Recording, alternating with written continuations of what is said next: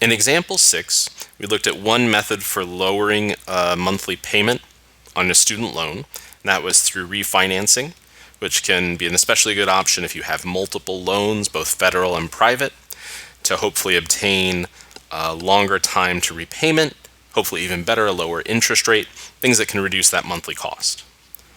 Another option is a plan like the Repay plan, which currently takes a person's salary. In this case, we've got a person makes an annual salary of $45,100 and subtracts out of that a federal poverty guideline, which in this case is $26,600 and is determined based on family size and changes from year to year. Takes that difference, which in this case would be $18,500, and then assigns them a new monthly payment, which is typically either 10 or 15% of that person's discretionary income, what we calculated in Part A. So in Part B, we can find this person's monthly payment as a part of this plan by taking $18,500 times 15%. That would give us how much they would pay a year. So dividing that by 12, we'll split that up into 12 monthly payments of $231.25. In Part C, we want to calculate how much interest is accrued in the first month of this person's loan. So we can evaluate using this formula by plugging in that principal of $27,200.61.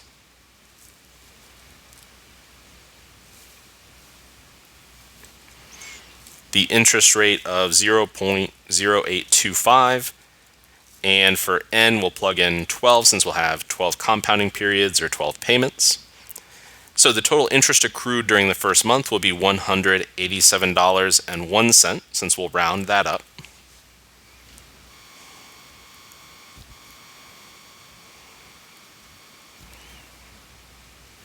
If we're paying $231 and some change a month, and the interest accrued is a little over $187 a month, that means that their monthly payment under this plan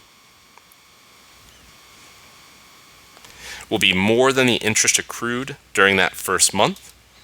And that's good news. That means that as they make their payments, their balance will decrease.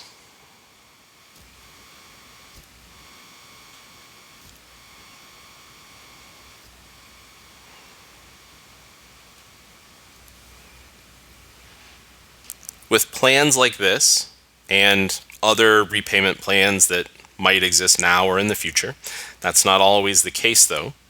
What we want to do is repeat example 7, but now given some different initial information. In Part A, we want to calculate that person's discretionary income. In this case, we're starting with a salary of $31,900. Subtracting out that federal poverty guideline of $21,600, leaving us with that discretionary income of $10,300.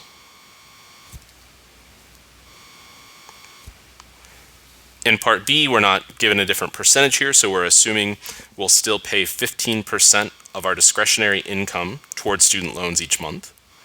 So 15% of that $10,300 divided by 12 will give us a monthly payment of $128.75.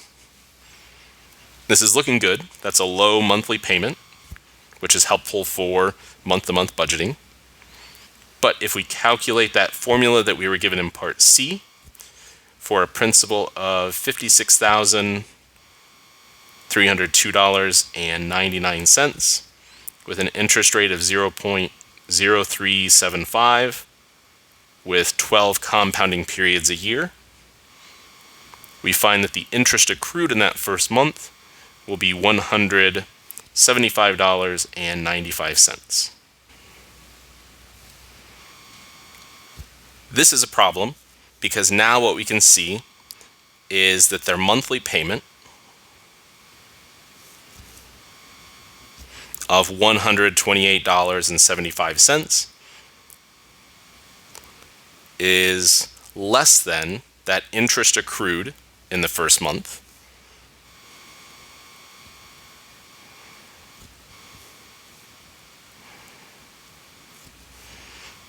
And what that means is the balance of their loan will increase as they continue making payments.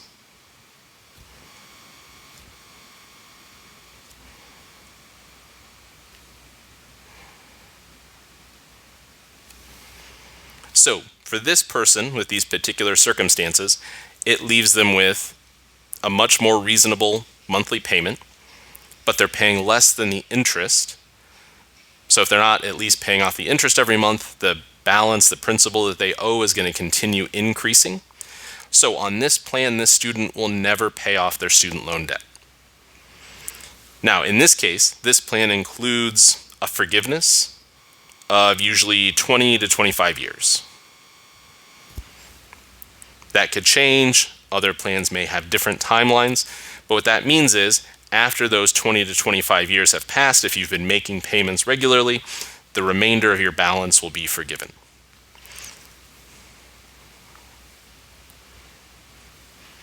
What you want to be aware of, though, is a similar repayment plan that could potentially have you paying less than your interest each month without that forgiveness plan, in which case you would just have a loan that you would continue paying for the rest of your life.